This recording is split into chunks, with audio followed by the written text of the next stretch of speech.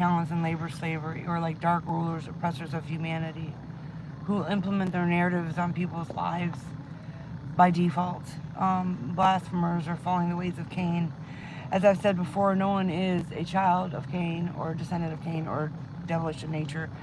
We can become that way. That's why they say follow the ways of Cain, rituals of Balaam, and destroy themselves. So we can, by our traits and behaviors, and sometimes we pick these things up, our demeanor and our character flaws become a part of our identity because we're amongst these seducing spirits. Not everybody's doing it willfully. It's something I had to acknowledge because I think I was once lost, now I'm found. I was under, we're all under this curse. We're born into it, but there's nothing the Lord can't break off of us. We're born into sin. We're born into a curse. Our flesh is our curse. Is the best way I want to describe it. I don't want to ever lead anybody astray, but in 2 Chronicles it talks about the craftsmanship in Hiram. Remember Hiram Abi for Hiram? That's the brazen altar. That's breaking your covenant. The golden calf or the brazen image, it was simply symbolic of breaking a covenant with Yahweh, your creator, doing things with your evil desires of your heart. And enslaving people into that variable, or like Samaria was ran by Ahab and Jezebel, a very fallen nature of man, rebellious in its aspects. So Hiram made the pots and shovels and basins, and Hiram finished the work that he was made for King Solomon for the house of God. Remember, King Solomon had great wisdom, but he also destroyed his temple because of his evil desires and enslaving people to build the temple that he wanted. And lusting after women. To wit, the 2 pillars and the pommels and the chapiters, which pommels of the chapiters, which were on the top pillars, and for the 100 pomegranates, the 2 wreaths, 2 rows of pomegranates. He made also bases and levers, made he upon the bases. In the plain of Jordan, and did king cast them. Moreover, the candlesticks and their lamps that should burn, and the manner before it. So this was just simply taking about a temple work completed. But remember, we're the temple of the living God. So, like I say, you can abominate and desolate your own temple by being rebellion. They say not to serve the gods of your forefathers, or we don't all serve the same gods. Coming out of Egypt, or don't drink the wine of Babylon. Babylon meant confusion. Who's the author of confusion? Satan is. Who's the king of Babylon? Satan. But that's why that verse says, my king is King of Kings, Lord of Lords. Because some people back in the old days used to call Baal a lord. So the offerings of Solomon, then Solomon burnt offerings to the Lord in the altar. This is where they say idols or topeth. Topeth simply means hell. In the valley of Hinnom, shades of death, Tophet, they built their high altars. Remember, the Lord said he's going to burn their idols out of the land, Egyptian against Egypt, because they served those gods. And those gods, remember the plagues I sent upon Egypt and Pharaoh and all servants? These are people that harden their heart to or break the covenant from Yahweh. So, desolate Edom. Also Edom shall be a desolation. Everyone that goeth in it shall be astonished and shall hiss at all the plagues. If you're not under the shelter under the wings of the Most High God, a noise and pestilence or plague will come nigh thy. So that's why I always tell people, the Lord don't suffer his children wrath. Confusion does. Satan does. Living under false apostasies or deceptions. As in the overthrow of Sodom and Gomorrah and the neighbor cities thereof, saith the Lord, no man shall abide there, neither shall a son of man dwell in it. Behold, he shall come up like a lion from the swelling of Jordan against the habitation of the strong. I will shame the wise and prudent with the foolish things of the world.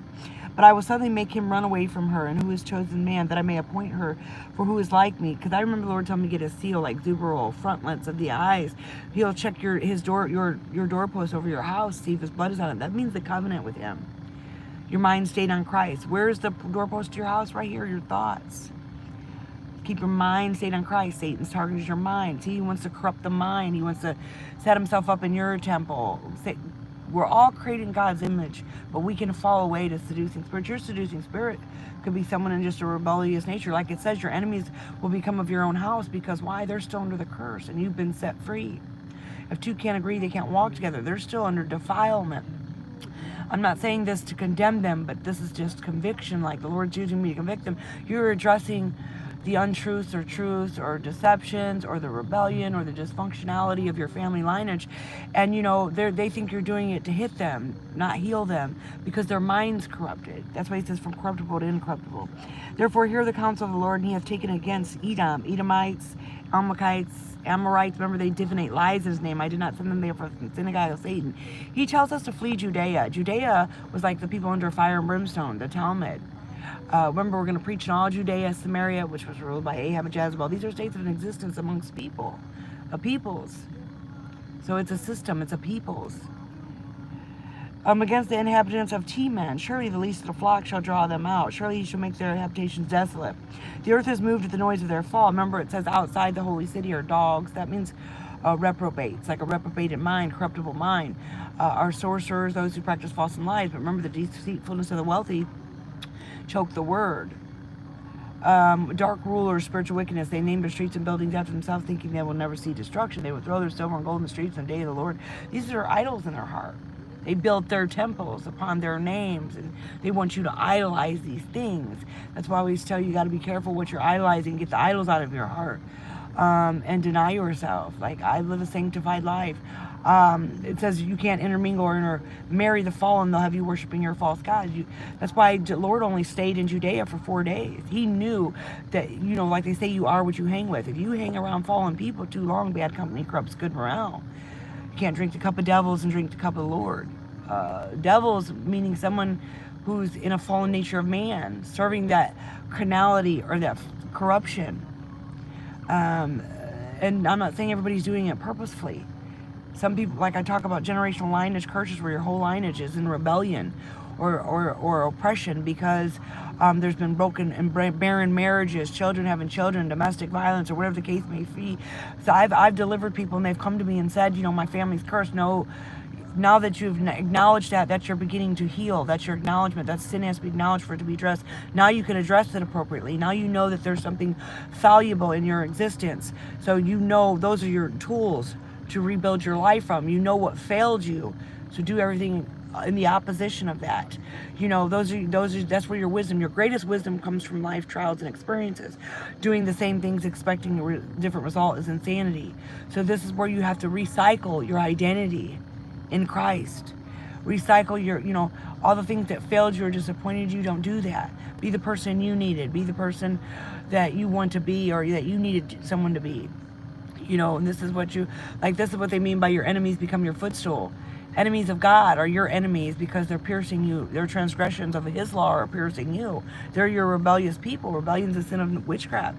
So people hurt you whether they mean to or not. Hardening of the heart can hurt people. I always tell people, healthy people don't go around destroying people's lives. Hurt people hurt people. Broken people break people.